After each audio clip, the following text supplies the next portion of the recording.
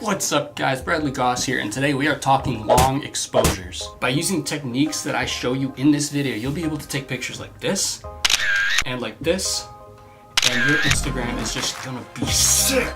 Let's do this.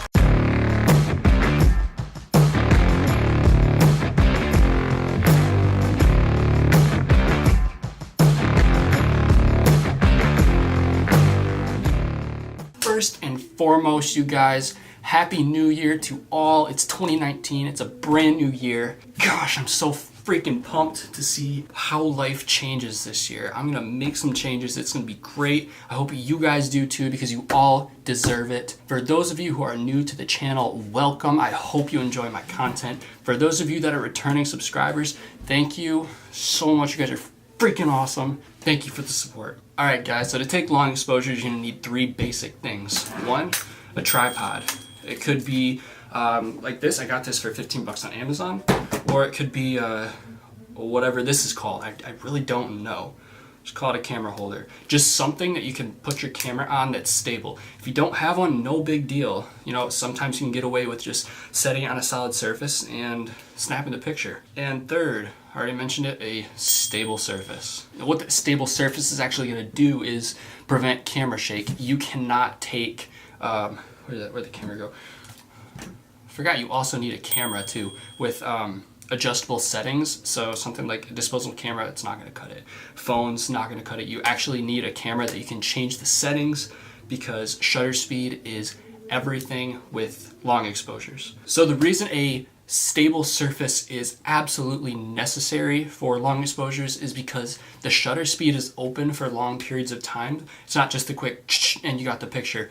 I typically do mine for around 30 seconds. Of course, this all depends. We'll talk more later on the environment. But any camera shake is going to make the image very blurry. To get as crisp as possible, you need a stable surface, no movement. That's why a tripod or one of these is very helpful, although not 100% necessary. You guys, another thing that's going to be really helpful if you have one, if you have the money to go out and buy one, is a remote shutter.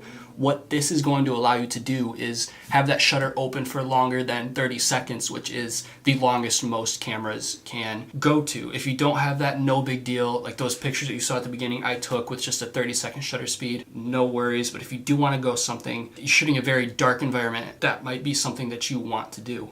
Another tip is if you're shooting outside, if you plan on doing any daytime long exposures, then you're gonna need an ND filter, because there's already tons of natural light just like blinding you. If your shutter's open for 30 seconds, that's a lot of light entering and hitting that sensor. You're gonna need to darken a bit with an ND filter. And just one more thing before we talk camera settings is to put a delay on your camera. You're gonna wanna put a 2-second delay on at least, because when you actually have your tripod set up and you hit the button to take the picture, when you move your hands, there's gonna naturally and inevitably be a little bit of camera shake, which after your camera processes the image, you will see a little bit of blur. It just won't be very crisp. So make sure that when you hit that, you have the 2-second delay on, so when you let go, the camera has 2 seconds to stop moving, and you'll get that clean, crisp, sharp image that you're hoping for. So yeah, make sure that delay is on. All right guys, so camera settings. Let's take a look at that first picture I showed you.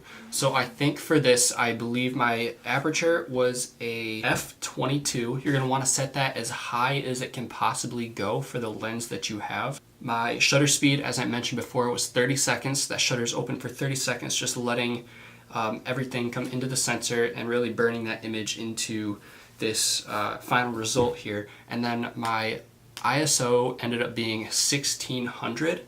I recommend starting around 800 and working from there. Obviously, every landscape, every frame is going to be different because there's different amounts of light. So just start between 8 and 3200 and work from there. If it's too bright, obviously drop the ISO. Too dark, obviously, you're going to raise it. This photo, my aperture and shutter speed were exactly the same. My ISO was much lower. It was at a 250 for this one, because there's already a lot of natural light, because we're actually in the city as opposed to being out on a dark bridge where I was for the first image. Put your aperture as high as possible and put your shutter speed around, well, it's obviously going to change, but I typically do around 30 seconds. Up to you though, play with it, find what you like, and ISO typically start around 800 to 3200 if you're shooting at night. If you're shooting in the day, put it as low as possible, probably around 50. So I also wanted to show you what a difference changing your settings can make. Before, just regular settings, pretty quick shutter speed, low aperture,